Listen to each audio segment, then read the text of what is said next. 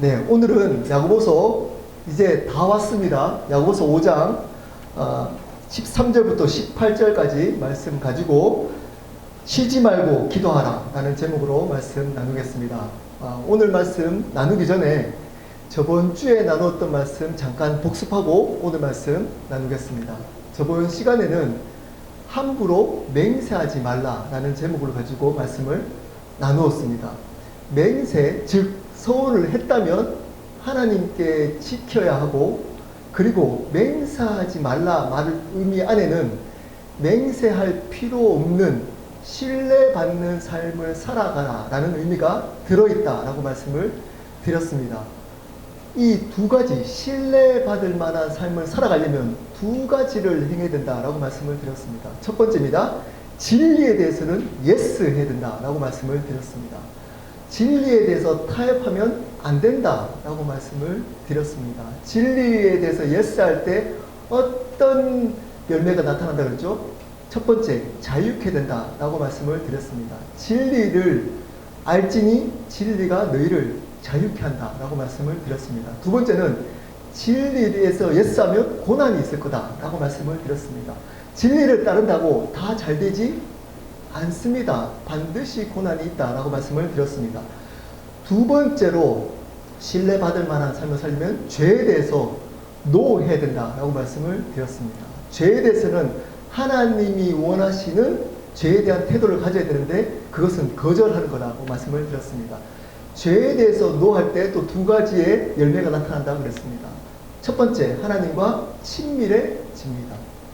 하나님, 죄에 대해서 죄 때문에 하나님께 나가지 못하게 됩니다. 근데 죄를 범하지 않으면 하나님과 친밀해진다라고 말씀을 드렸습니다. 그리고 두 번째, 이 세상을 싫어하게 된다라고 말씀을 드렸습니다. 죄를 사랑하는 것이 이 세상을 사랑하는 것 같기 때문에 죄를 미워하면 이 세상을 사랑하지 않고 미워하게 된다라고 말씀을 드렸습니다. 자, 오늘은 야고보서 23번째입니다. 쉬지 말고 기도하라 라는 제목으로 말씀 나누겠습니다. 쉬지 말고 기도하라 라는 말은 여러분 많이 들었을 겁니다. 어디에 나오죠? 데살로니가전서 5장 17절에 쉬지 말고 기도하라 라는 말씀이 나옵니다. 야고보서는 여러분 기억할지 모르겠지만 야고보서 강의 네 번째 시간, 야고보서 1장 5절부터 8절까지 말씀 때 기도하라 라는 제목으로 말씀을 나누었습니다. 야고보서는 기도하라로 거의 시작했다가 기도하라로 마치고 있습니다. 그래서 제가 앞에 하나를 더 붙였습니다. 쉬지 말고 기도하라 라는 제목으로 말씀 나누겠습니다. 여러분, 야고보는 별명이 있습니다. 여러분 들어본 적 있습니까? 책도 나온 적이 있습니다. 낙타 무릎. 야고보는 초대교회에서 어떻게 별명이 불려졌냐면 낙타 무릎이라고 별명이 불려졌습니다. 야고보가 무릎을 꿇고 매일 기도했기 때문에 그 무릎이 낙타 무릎처럼 됐다는 겁니다. 이 야고보는 자기가 당했던 고난을 이기기 위해서 유일하게 했던 행동이 바로 기도였던 겁니다. 그때 당시에 야고보 시대에만 기도가 필요할까요? 그렇지 않습니다. 여러분, 힘든 분들 만나면 인사치레, 격려한다고 하는 그리스도인들의 습관적으로 하는 말이 있습니다. 뭘까요? 예, 기도해 주겠습니다. 기도할게요. 여러분, 이런 말 많이 듣고 많이 하시죠? 아마 이번 주에도 꽤 많이 들은 적도 있으실 거고 이야기한 적도 있을 겁니다. 기도하십니까? 기도하겠습니다. 그렇게 말을 해놓고 정말 그 사람을 위해서 기도하고 계신가요? 네, 계신다고 믿겠습니다. 기도하셔야 됩니다. 여러분, 왜 힘든 사람들을 만나면 우리 그리스도인들은 기도하겠습니다 라고 격려할까요? 다른 인사도 많을 텐데 왜 기도하겠습니다 라고 여러분 이야기를 하십니까? 우리의 믿음의 고백인 겁니다. 그 사람의 힘든 고난을 기도하면 해결될 수 있다는 믿음의 표현인 겁니다. 이렇게 하지 않습니까? 그 사람 힘든데 제가 대신 말씀을 읽어주겠습니다. 이렇게 하지 않지 않습니까? 기도하겠습니다 라고 격려합니다. 여러분, 이 기도는 모든 문제를 해결할 수 있습니다. 그런데 이 기도에 대해서 착각하는 분들이 있습니다. 특히 지적이라고 생각하는 분들에게, 말씀을 강조하는 지적인 그리스도인들에게 이 기도에 대한 오해가 있습니다. 어떤 오해일까요? 기도하지 않아도 하나님의 뜻대로 된다. 들어본 적 있습니까?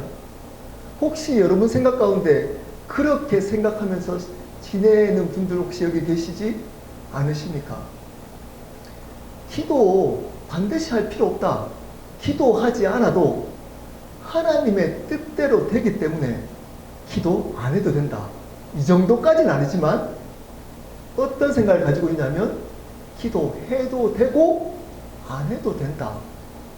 기도 안 해도 하나님의 뜻대로 될 거다 라고 생각하는 그리스도인들이 있습니다.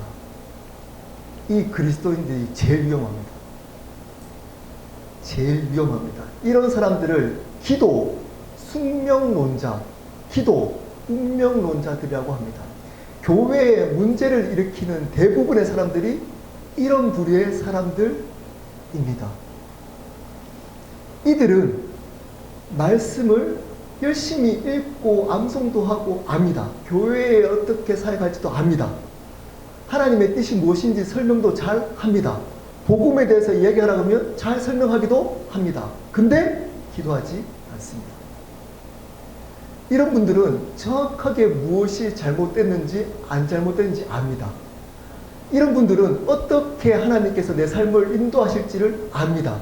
내가 어떻게 살아갈지도 압니다. 근데 문제는 그것을 순종할 힘이 없습니다. 죄가 무엇인지 압니다. 근데 죄를 이길 수 있는 힘이 없습니다. 그래서 더욱더 위선적이게 되는 겁니다. 자기의 있는 신앙을 드러내기 위해 다른 사람들을 판단함으로 자기의 신앙을 드러냅니다. 하나님의 뜻대로 된다. 하나님의 뜻. 여러분을 향한 가장 궁극적인 하나님의 뜻이 뭔가요? 구원입니다. 제가 몇 번 강조하지만 구원은 여러분이 예수님을 바르게 영접했다면 절대 탈락되지 않습니다. 그 구원은 반드시 하나님, 성삼위 하나님께서 이루어 가실 겁니다. 에베소서 시간에 배웠습니다. 근데 그 뜻은 여러분이 기도하지 않아도 구원이 이루어질까요? 안 이루어질까요? 이루어집니다. 여러분이 기도하는 것과 구원은 상관없습니다. 근데 잘 들어보십시오. 구원은 이루어지지만 부끄러운 구원이 있을 겁니다. 그리고 그 구원이 이루어가는 하나님의 방법 가운데 있지 않고 여러분 이 세상에 세상 사람들과 똑같이 힘들게 살아가게 될 겁니다. 이것은 하나님의 궁극적인 뜻을 이루는 하나님의 적은 뜻이 아닙니다. 하나님 뜻이 아니라는 겁니다. 근데 꽤 많은 사람들이 기도하지 않아도 하나님의 뜻이 이루어지기 때문에 괜찮다라고 생각합니다. 여러분, 이렇게 지내면 세상 사람들과 다를 것이 하나도 없다가 나중에 부끄러운 구원을 맞이할 겁니다. 여러분이 구원을 바르게 예수님을 영접했다면 기도하셔야 합니다. 여러분, 기도는 세 가지를 변화시킵니다. 잘 들으십시오. 세 가지를 변화시킵니다. 첫 번째, 내 자신을 변화시킵니다. 기도하면 자신이 변합니다. 두 번째, 상황이 변합니다. 이까지는 잘 압니다. 세 번째, 하나님의 마음을 변화시킵니다. 하나님의 큰 섭리 안에 하나님의 뜻 안에서 문제가 되지 않는다면 여러분, 하나님의 마음, 하나님의 계획을 기도를 통해서 바꾸어 주신다는 겁니다. 성경에 나와 있나요? 네, 나와 있습니다. 소돔과 고모라를 멸망시키려고 할 때 아브라함이 기도했더니 6번을 하나님은 바꾸십니다. 히스기야를 하나님이 생명을 거두가려고 했는데 기도했더니 15년을 연장시켜 주십니다. 그 전체적인 히스기야나 소돔과 고모라 땅 가운데 있는 하나님의 뜻이 변경되지 않는, 섭리가 변하지 않는 한도 내에서는 하나님의 계획은 우리의 기도를 통해서 바꾸어 주신다는 겁니다. 여러분이 왜 지금 고생하고 있을까요? 어쩌면 여러분이 기도하지 않기 때문일 수 있습니다. 오늘 야고보의 상황들, 제가 야고보서 처음 시작할 때 말씀을 나누었습니다. 굶어서 죽을 수도 있고, 그리고 예수 믿는다고 잡혀서 죽을 수도 있는 상황이었습니다. 그래서 야고보가 할 수 있었던 것이 뭐였다고요? 기도였습니다. 오늘 말씀에는 병든 자를 위해서 기도하면 하나님이 그 병을 낫게 하겠다, 회복시켜 주겠다라고 말씀하고 있습니다. 여기서 병의 의미는 육체적인 병의 의미도 있지만 고난을 대표하는 의미입니다. 그때 당시에 병이 걸리면 거의 죽을 가능성이 높았습니다.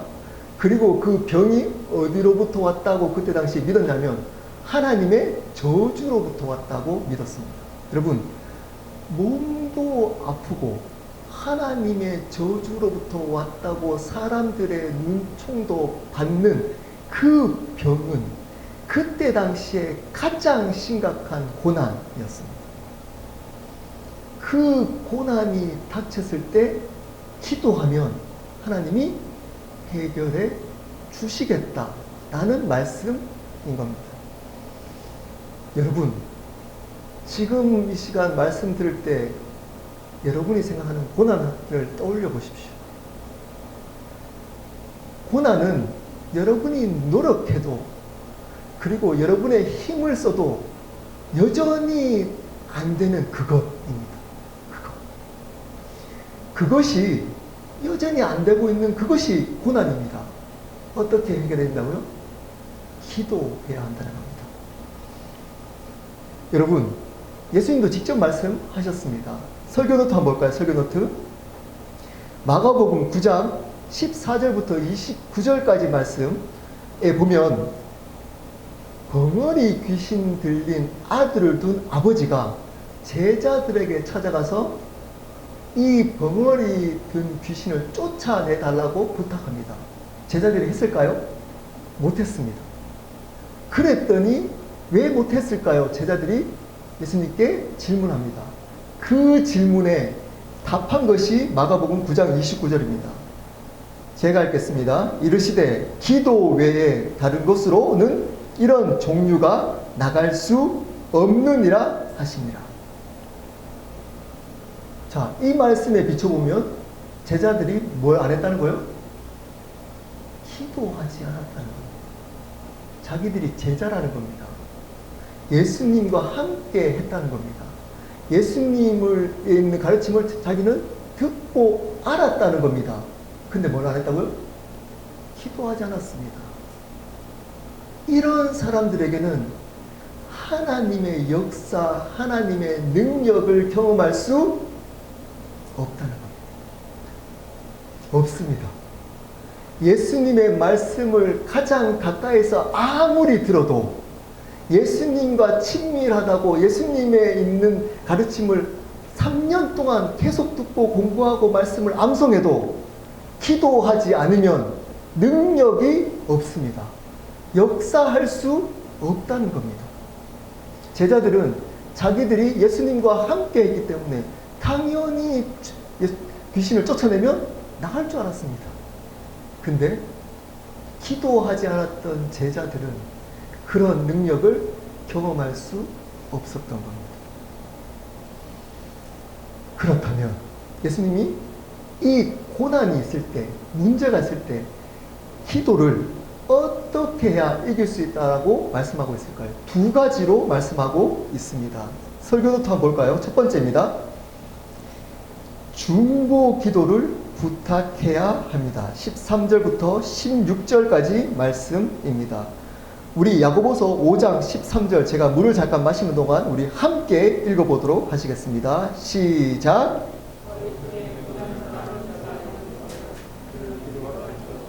즐거워하는 자가 있느냐? 그는 찬송할지니라.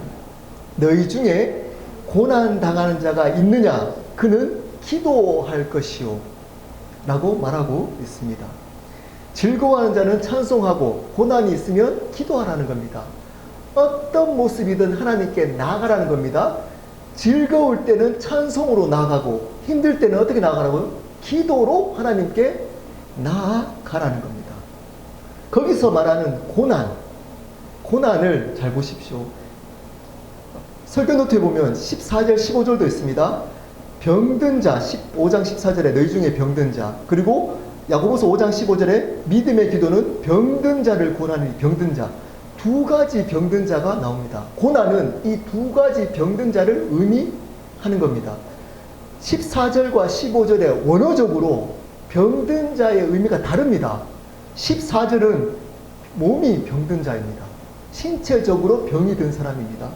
15절은 여기서 병든 자는 다릅니다. 14절과 여러 고난으로 마음과 삶이 지쳐 있는 사람들이라는 의미입니다. 여기서 병든 자는 여러 가지 고난 때문에 마음과 삶이 포기하고 낙심해서 지쳐 있는 사람들이라는 겁니다.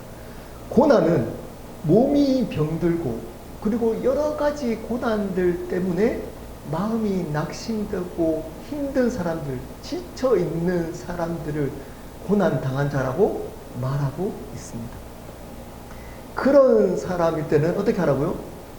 기도하라고 말씀하고 있습니다. 첫 번째, 몸이 병든 자, 14절입니다. 너희는 병든 자가 있느냐? 그는 교회의 장로들을 청할 것이요 그들은 주의 이름으로 기름을 바르며 그를 위하여 기도할지. 몸이 병든, 고난 중에 가장 힘든 고난인 몸이 병든 사람이 있으면 누구를 부르라고요? 장로를 불러서 기도를 부탁해라. 여기서 장로는 영적인 리더를 의미합니다. 하나님과 관계가 잘 되어 있는 영적인 리더를 의미합니다. 그들을 초대해서 기도 부탁을 하라는 겁니다. 근데 그것만 하면 안 되고 중요한 게 하나 나옵니다. 주의 이름으로 기름을 바르고 기도하라는 겁니다. 여기서 기름이 뭘까요? 그때 당시에 병들었을 때 치료하기 위해서 쓰여졌던 기름입니다.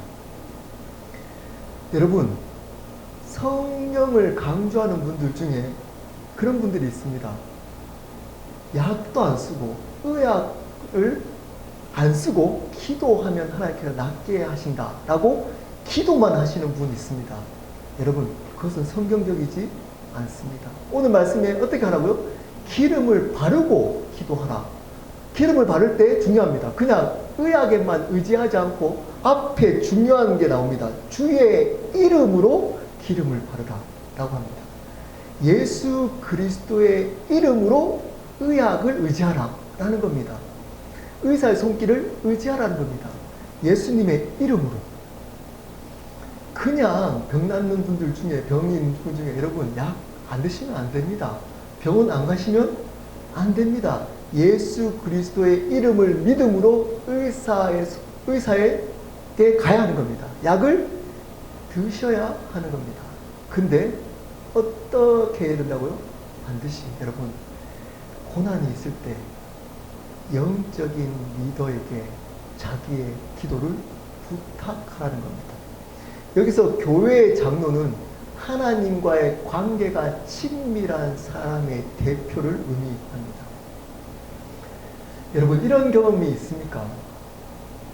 여러분들이 힘들 때, 여러분이 기도가 안 될 때, 여러분이 할 수 있는 가장 중요한 게 있습니다. 그게 뭘까요? 하나님과 관계가 친밀한 지체에게 기도 제목을 나누는 겁니다. 중보 기도를 부탁하는 겁니다. 이게 성경에 나와 있나요? 네, 나와 있잖아요. 아브라함을 생각하사 룻을 살리시. 룻이 아니죠. 롯을 살리시니. 아브라함을 생각하사 롯을 살렸잖아요.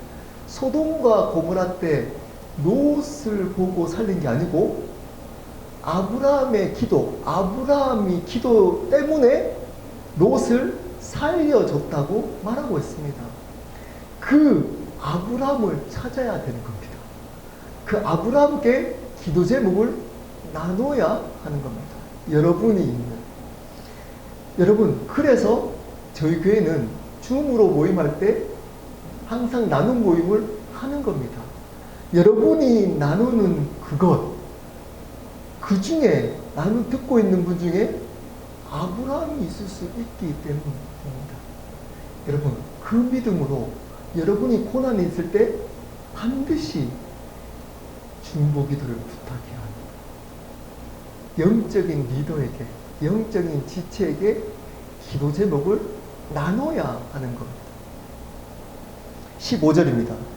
믿음의 기도는 병든 자를 구원하리니 주께서 그를 일으키시리라. 혹시 죄를 범하였을지라도 사심을 받으리라. 이렇게 믿음으로 기도하는 기도, 믿음으로 장로들에게 나눠서 함께 믿음으로 하는 그 기도는 병든 자, 여기서 병든 자는 앞에서 육체적으로 병든 자가 아니라 여러 가지 고난 때문에 마음이 낙심하고 삶이 무너진 사람들입니다. 그 사람들을 구원할 거라는 겁니다. 몸과 마음이 병든 사람들을 기도, 중보 기도를 함으로 하나님과 친밀한 사람들과 함께하는 그 기도 가운데 하나님은 구원의 역사, 그 문제를 해결해 준 역사를 이루어 주시겠다고 약속하고 있습니다. 그리고 이렇게 얘기합니다. 혹시 죄를 범하였을지라도 사심을 받으리라. 이 말은 여러분, 그때 당시에 병은 죄를 범해서 왔는 하나님의 저주라고 여겼기 때문에 그 병이 죄로 말미암아 저주일지라도 용서를 받는다라는, 자, 여기서 용서받는다는 것은 그 기도 때문에 사함을 받는다가 아니고, 사함은 누구에게만 있습니까? 하나님만 죄를 용서할 수 있습니다. 그 뜻이 아닙니다. 사함을 줄 수 있는 은혜를 받게 한다는 겁니다. 그 하나님께서 사하시도록 은혜를 입게 만든다는 겁니다. 그런 기도가 보고, 야, 이 사람들이 기도하네. 죄를 범했더라도 내가 이 사람의 죄를 내가 용서하고 이 사람에 있는 고백을 마음을 만지셔서 그 고백을, 죄를 고백하는 은혜를 주시겠다는 겁니다.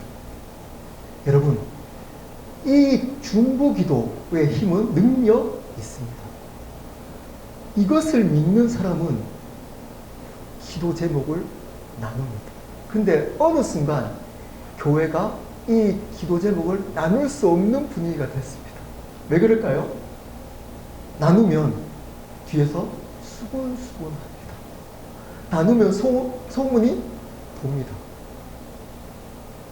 제가 몇 번 여러분 나눈 적이 있는데, 제가 이 말씀 읽고 중보기도가 중요하구나, 이런 저는 확신이 있습니다. 제 삶에 경험이 있기 때문에. 그래서 제가 전도사 때 저번 교회에서 부부의 모임을 제가 인도했습니다. 부부 성경 공부 모임을. 그때 제가 기도 제목을 나눴습니다. 제일 힘들었던 기도 제목입니다. 어떤 기도 제목이었냐면 전도사 때였습니다. 잘 들어보십시오. 여러분도 당황할 수 있습니다. 제가 이렇게 나눴습니다. 제가요, 아내가 밖으로 나가면 저희 집이 타운하우스거든요. 2층에서 나갔는지 안 나갔는지 확인하고 음란한 영상을 보려고 클릭을 합니다. 라고 말하는 순간 거기 계셨던 집사님들이 고개를 숙이는 거예요. 그리고 맞은편에 있는 저희 아내가 손가락으로 더 이상 얘기하지 말라고, 하지 말라고 계속 그러더라고요. 그래서 제가 이렇게 얘기했습니다. 살고 싶어요. 거룩하고 싶습니다. 하나님 앞에 정직하고 싶습니다. 저를 위해서 기도해 주십시오. 저는 여러분이 기도해 주시면 이 문제를 이길 수 있다고 믿습니다. 저 혼자는 못 이기겠습니다. 여러분 기도해 주십시오. 지금 어떨까요? 네, 그분들 기도했던 것 같습니다. 독특하잖아요. 그리고 이렇게 얘기했습니다. 어떤 분이 저한테 왔어요. 그리고 그 모임이 끝나고 어떤 분이 저한테 왔습니다. 그러면서 이렇게 얘기합니다. 전사님이 아직까지 교회 사역을 많이 안 해보셔가지고 잘 모르시는데 그렇게 얘기하시잖아요. 그러면 앞에서는 와 정직하다 우리 전사님. 그리고 뒤에 가서는 이렇게 쑥덕쑥덕 거려요. 저 전사님 음란해. 앞에서 조심해 자매들. 음란해. 이렇게 얘기한다는 거예요. 그래서 그렇게 무슨 뜻인지 알겠는데 나누지 마세요. 이렇게 얘기하더라고요. 제가 어떻게 얘기할게요? 네, 저 음란합니다. 음란해서 음란하다고 했습니다. 그게 왜요? 음란하다고 저 전도사님이 저한테 저 전도사님 음란하다 얘기해도 괜찮습니다. 저는 그거보다 하나님 앞에 거룩한 것이 더 중요합니다. 사람들이 저보고 음란하다고 하는 건 괜찮습니다. 저는 하나님 앞에 음란하지 않으면 됩니다. 중보기도는 이 마음이 있을 때 기도 제목 나눌 수 있습니다. 여러분 그 마음으로 소문 나도 된다 라고 하나님 앞에 살겠다고 결정한 사람만 기도 제목을 바르게 나눌 수 있습니다. 중보기도의 역사를 경험할 수 있습니다. 이렇게 얘기합니다. 5장 16절 그러므로 정리합니다. 그러므로 저희 죄를 서로 고백하며 병이 낫기를 위하여 서로 기도하라. 의인의 강구는 역사하는 힘이 큼이니라. 의인의 강구는 역사하는 힘이 크다. 죄를 서로 그러므로 정리합니다. 앞에 이게 주제입니다. 그러므로 어떻게 하라고요? 죄를 서로 고백하고 병, 고난을 해결할 수 있도록 서로 중보기도하라. 그렇게 할 때 의인인 하나님 관계에 있던 사람의 기도랑 함께 했던 그 기도는 하나님이 반드시 더 크게 역사하시겠다. 야고보는 왜 이렇게 말씀할까요? 야고보는 이 기도의 경험을 했던 사람이기 때문입니다. 야고보는 이렇게 얘기할 수 있었던 이유는 야고보가 이 의인의 강구를 통해서 하나님의 역사, 큰 역사를 경험해 봤기 때문입니다. 그 사람은 정직하게 중보기도를 부탁합니다. 나눕니다. 자기의 죄를 고백하고 자기의 고난을 정직하게 고백해서 나의 아브라함을 찾아서 그 아브라함과 내가 함께 기도함으로 하나님의 역사를 내 삶 가운데 경험합니다. 그러면 그 경험을 통해서 또 나눕니다. 그래서 이제는 사람들의 눈을 의식하지 않고 하나님 앞에 역사하는 그 하나님을 따라 살게 되는 겁니다. 하나님이 주인된 삶을 살 수 있게 되는 겁니다. 두 번째입니다. 어떻게 고난을 기도로 이길 수 있을까요? 간절한 마음으로 기도해야 합니다. 17절부터 19절입니다. 야고보서 5장 17절입니다. 엘리야는 우리와 성정이 같은 사람이로되 그가 비가 오지 않기를 간절히 기도한즉 3년 6개월 동안 땅에 비가 오지 아니하고. 이 말씀은 열왕기상 17장 말씀, 18장 말씀을 이야기한 겁니다. 제가 17장 1절 말씀 읽겠습니다. 길리앗에 우거하는 자 중에 디셉 사람 엘리야가 야합에게 말하되 내가 섬기는 이스라엘의 하나님 여호와께서 살아계심을 두고 맹세하노니 내 말이 없으면 수년 동안 비도 이슬도 있지 아니하리라 하니라. 북이스라엘의 우상을 섬겼던 7번째 왕이었던 아합 왕 앞에 하나님의 선지자 엘리야가 경고합니다. 내가 기도하면 3년 6개월 동안 가뭄이 될 거다. 그리고 어떻게 기도했다 그랬죠? 간절히 기도했다. 원어적으로는 뜨겁게 기도했다는 겁니다. 마음을 다해서 기도했다는 의미입니다. 여러분, 간절한 마음으로 기도해야 고난을 이길 수 있습니다. 간절함 때문에 하나님이 응답하셔서 고난을 이기는 것 아닙니다. 그 간절함이 근거가 아닙니다. 하나님의 뜻 안에 있어야지 그 간절함이 의미가 있는 겁니다. 근데 하나님의 뜻 안에 있음에도 불구하고 간절함이 없으면 하나님의 역사가 없다는 겁니다. 그것이 하나님의 뜻임에도 불구하고 건성건성으로 옵션처럼 기도해도 되고 안 해도 되고 들어주시면 좋고 안 해도 말고 이런 태도로 기도한다면 하나님이 역사하지 않는다는 겁니다. 간절히 기도했습니다. 야고보서 5장 18절 다시 기도하니 하늘이 비를 주고 땅이 열매를 맺었느니라. 열왕기상 88장 42절 말씀을 인용한 겁니다. 제가 읽겠습니다. 아합이 먹고 마시러 올라가니라 엘리야가 갈멜산 꼭대기로 올라가서 땅에 꿇어 엎드려 그의 얼굴을 무릎 사이에 넣고. 이전에 바알과 아세라 선지자 850명과 싸워서 엘리야는 승리합니다. 그리고 다시 비가 오게 해달라고 하나님께 기도하는데 그 기도의 태도, 간절한 모습을 태도로 보여주고 있습니다. 어떻게 하고 있죠?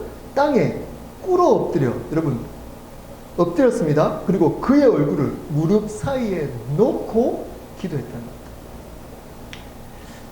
여러분, 이게 별거 아닌 것처럼 들리죠? 이전에 어떤 사건이 있었다고요? 바알과 아세라 선지자 850명을 이겼다니까요. 엘리야가. 여러분, 그런 사람들은 기도할 때 이렇게 간절하게 기도 잘 안 합니다.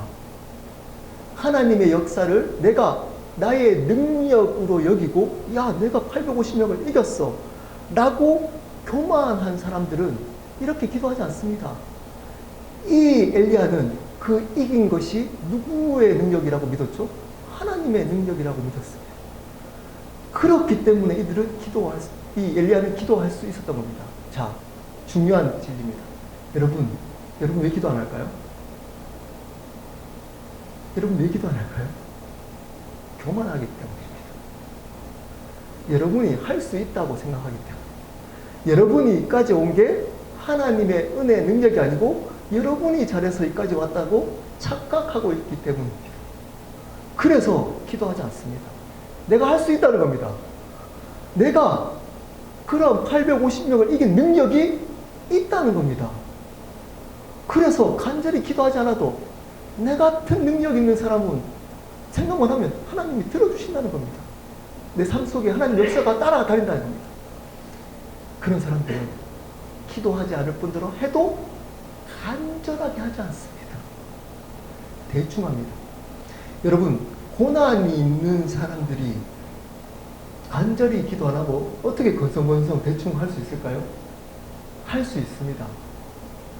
할 수 있습니다. 여러분, 진짜 고난 당해보셨나요? 그럼 어떤 일이 있죠?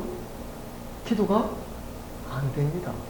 믿음이 안 생깁니다. 기도해도 들어줄 것 같지 않습니다. 그래서 기도할 때도 간절한 마음이 생기지 않습니다. 여러분, 힘들 때, 고난이 있을 때 간절히 기도할 수 있다는 말 안의 의미는 이 안에 이 기도하는 사람이 하나님의 주권을 믿고 있다는 것이 포함되어져 있습니다. 하나님이 이 고난 가운데 뜻이 있고 이 고난을 해결할 수 있는 주님이시다. 나는 마음이 있을 때 간절하게 기도할 수 있는. 안 그러면 그 고난이 딱 닥치면 기도되지 않습니다. 간절한 마음 일어나지 않습니다. 두 번째, 겸손해야 간절한 마음으로 기도할 수 있습니다. 겸손해야. 내가 할 수 있다. 이때껏 왔던 것이 나는 당연히 내가 가는 곳은 하나님이 역사하셔. 하나님 따라오세요. 예수님 기도하면 당연히 나를 따라오셔. 역사하셔. 라고 어느 순간 교만한 사람들은 기도하되 간절하게 기도하지 않습니다. 건성건성 대충대충 시간 때우기식으로 마음을 담지 않고 형식적으로 기도합니다. 말씀을 마무리하도록 하겠습니다. 여러분, 기도하고 계십니까? 좀 더 나가서 질문합니다. 여러분은 옆에 있는 분들에게 중보 기도를 부탁하며 기도하고 있습니까? 두 번째, 간절한 마음으로 기도하고 있습니까? 그냥 건성건성 대충대충 마음이 없이 그냥 하나님 앞에 형식적으로 기도하고 있지 않습니까? 그러면 여러분들은 어쩌면 교만하고 하나님의 주권을 믿지 않는 사람일 수 있습니다. 아무리 말씀을 많이 알고 여러 가지 것들을 알고 있다고 하더라도 기도하지 않으면 그 사람이 가장 위험한 사람입니다. 가장 위험한 사람. 왜냐하면 아는데 그 삶을 살아내지 않기 때문에 위선적으로 거짓으로 살아갈 가능성이 높기 때문입니다. 그리고 다른 사람들을 판단하며 정죄함으로 자기 자신을 드러내려고 하는 분이 있을 가능성이 높기 때문입니다. 제가 그저께인가요? 네, 동생하고 통화를 하다가 저희 아버지가 빗길에 미끄러지셔가지고 돌아가실 뻔했다라는 얘기를 들었습니다. 제가 작년에 한국 갔을 때 아버지가 3개월 동안 못 일어나셨다고. 근데 제가 왜 연락을 안 했냐 그랬더니 힘든 개척교회 하는 목사한테 걱정을 끼칠 수 있기 때문에 얘기를 안 했다고 얘기를 하더라고요. 근데 앞에서는 고맙네 이렇게 했지만 딱 돌아설 때 너무 가슴이 아팠습니다. 쉽지 않더라고요. 네. 왜냐하면 저희 아버지는 장애인이시고 어머니가 안 계시기 때문입니다. 그래서 옆에서 꼭 한 사람이 붙어 있어야 되기 때문입니다. 남동생이 고생을 하는 거죠. 네. 근데 이번에도 갑자기 동생이 생각나서 동생하고 카톡 주고받고 이야기를 하다가 아버지가 미끄러지셔가지고 돌아가실 뻔했다는 얘기를 들었습니다. 마음이 너무 힘들더라고요. 야, 내가 뭐 거창한 일을 하려고 여기 미국 와서 하는 것도 아닌데 이런 얘기를 들을 때마다 마음이 무너지는 느낌이 있습니다. 근데 오늘 제가 읽었던 그 부분 5장 16절 의인의 강구는 역사하는 힘이 큼이니라. 의인의 강구는 역사하는 힘이 큼이니라. 기도할 수 있지 라는 생각이 들어요. 기도할 수 있구나. 내가 그곳에 있지 않아도 의인의 강구는 하나님이 역사한다 그랬구나. 그리고 기도를 같이 할 수 있는 여러분들이 있고, 그리고 내 안에 하나님만이 의지하면 하나님이 신실하게 응답하신다는 믿음이 있기 때문에 이길 수 있구나 라는 생각이 들었습니다. 여전히 이 싸움은 제 마음 가운데 계속될 싸움일 것 같습니다. 그래서 이렇게 기도했습니다. 하나님께. 하나님 제발 믿음 없는 목사의 고백입니다. 그냥 한 귀로 듣고 한 귀로 흘러 주십시오. 이렇게 기도했습니다. 하나님 제발 이 말씀이 진리였으면 좋겠습니다. 의인의 강구는 역사하는 힘이 크다. 컸으면 좋겠습니다. 의인의 강구가 하나님의 역사를 일으켰으면 좋겠습니다. 제가 계속 힘들 거지만, 이 목회하는 난 계속 힘들 거지만, 하나님, 그래야 제가 버틸 수 있습니다. 이 말씀대로 의인들이 기도할 때 하나님 역사해 주십시오. 그래야 제가 버틸 수 있습니다. 힘들어요. 도와주십시오. 제 기도였습니다. 제 고백. 여러분, 저와 같은 고난이 말 못할 고난들이 분명히 여러분 삶 가운데도 있을 겁니다. 아무한테도 얘기할 수 없는 고난이 있을 겁니다. 그 얘기를 하면 다른 사람들이 비난할 수도 있고 욕할 수도 있는 고난이 있을 수도 있습니다. 나누십시오. 신뢰할 만한 사람한테 나누십시오.